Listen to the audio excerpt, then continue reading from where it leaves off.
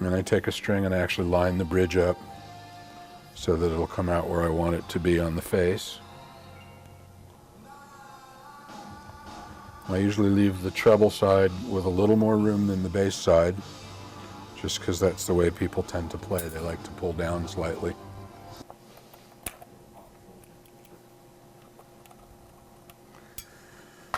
Mark the bridge.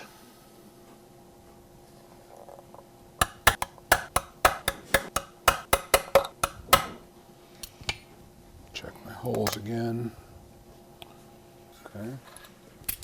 And at this stage, Mike, Yeah. from where you are on this particular instrument, how many hours do you already have and what we're looking at? This is about half of what it took to build the instrument. After this, there's going to be several hours of sanding, finishing, and assembly. Okay. I would say we've got about 12 hours. Okay. 12 physical hours. Okay. Not in a row, just hand time. Sure. Mount it to the body. Stick a string in it and And it check. typically just takes one screw to be able to secure that, so you're able to. Oh, there's no string tension. I'm just trying to see where the neck is aimed. I see. And whether or not this is going to fly. And from this point, then the bridge comes back off. And we have to drill the wormhole for the bridge ground.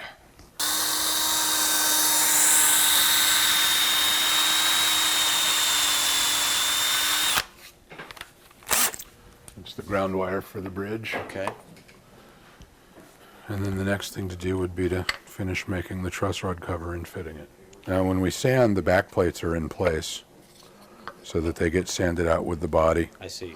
and that they remain flush to the body. The rods we use are actually double acting rods. They physically adjust in both directions. The old style rod, string tension pulled up, the rod only went backwards. Okay. These rods will actually turn up or turn down. You can move the neck in either direction. Well, this is just going to be noisy and dusty.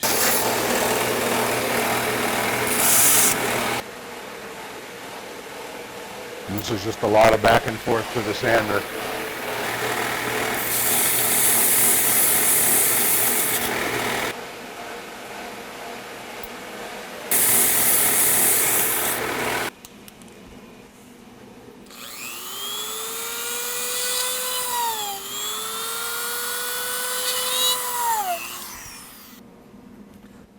And that's basically it for this bass, Okay. except for drilling these. Okay. And this is ready to go into sanding. This is actually a bass we built for Larry Ullman from Euphonic Audio. It is hollow though, so for what appears to be a lot of mass, it's fairly light, although it's got some meat to it. Sure. It's shorter than we normally build. It's a 34-inch scale instead of a 35. Okay. I've made several basses like this for Lynn Keller, who's been on the road with Little Shop of Horrors. Now she's out with Sister Act. Okay. And she was Tanner Ross's bass player. She's Okay. a great bass player. Okay. But she's just about 5 feet tall in heels. I see. And A smaller body bass like that. smaller is really, body bass for her, and hers are 32-inch scale. I see. Because she could stand up behind one of those guitar cases and you'd only see her Okay. for her. Now, for you to hollow out a body like that, what kind of work are you talking about to do something of that nature? Well, I do it on the pin router, which I'll show you in a second. Go back this way, Will. This bolts on to the underside of the body through the holes here and here. Okay. This comes out because I leave a little pad for the belly cut. Okay. And basically you route the whole thing out. This is all empty anyway because it's control cavity and battery. Correct. Okay. So I do that from the back, but I have to do this from the front before we glue the top on. I see.